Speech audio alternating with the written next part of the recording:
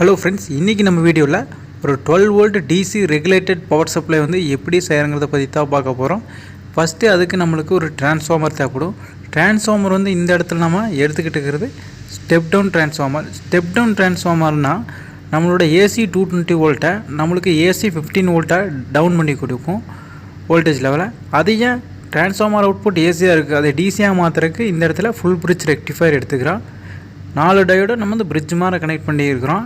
இது மூலமாக நம்மளுக்கு ஏசி டு டிசியாக வந்து இந்த இடத்துல நம்ம கன்வெர்ட் பண்ணிக்கலாம். அப்படி கன்வெர்ட் பண்ணுற டிசி வந்து பியூராக இருக்காது. அதையே பியூர் பண்ணுறதுக்காக இந்த இடத்துல வந்து நம்ம கெப்பாசிட்டர் எடுத்துக்கிறோம். இது ஒரு எலக்ட்ரோலைட்டிக் கெப்பாசிட்டர். இதுலேயும் நம்மளுக்கு பொலாரிட்டி இருக்குது, பாசிட்டிவ் நெகட்டிவ். அதுக்கு தகுந்த மாதிரி நம்ம கனெக்ட் பண்ணிக்கணும். கெப்பாசிட்டர் வந்து நார்மலாக நம்மளுக்கு ஏசி காம்பனன்ட்ஸ், டிசியில் இருக்கிற ஏசி காம்பனன்ட்ஸ் எல்லாத்தையும் ஃபில்ட்ரு மாதிரி பண்ணி தரும். இது வந்து கிட்டத்தட்ட ஃபில்ட்ராக்ட் ஆக்ட் பண்ணி தரும் நம்மளுக்கு பியூர் டிசி அவுட்புட்டில் கிடைக்கிறதுக்காக.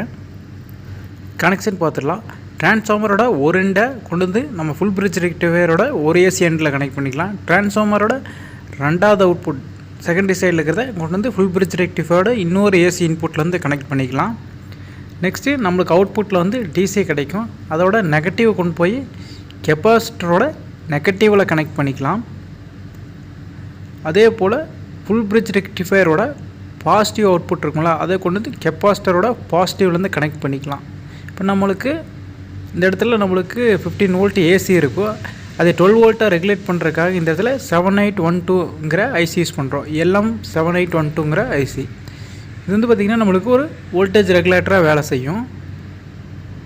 நம்மளுக்கு அவுட்புட்டு 12 வோல்ட்டாக டிசி ரெகுலேட்டட் பண்ணி கொடுக்குறதுக்காக இந்த ஐசி யூஸ் பண்ணுறோம்.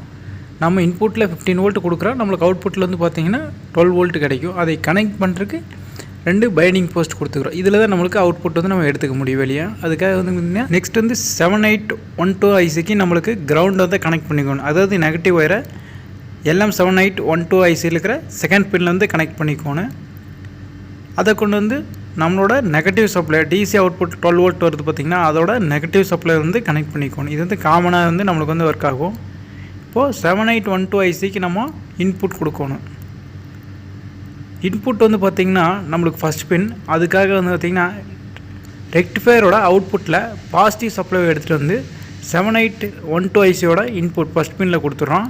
அவுட்புட் பார்த்திங்கன்னா நம்மளுக்கு 3வது பின்னில் வந்துடும். அதை கொண்டு வந்து நம்ம 12 வோல்ட் அவுட்புட்டில் வந்து கனெக்ட் பண்ணிக்கிறோம். இது எப்படி ஒர்க் ஆகுன்னு சொல்லி சின்னதாக பார்த்துக்கலாம்.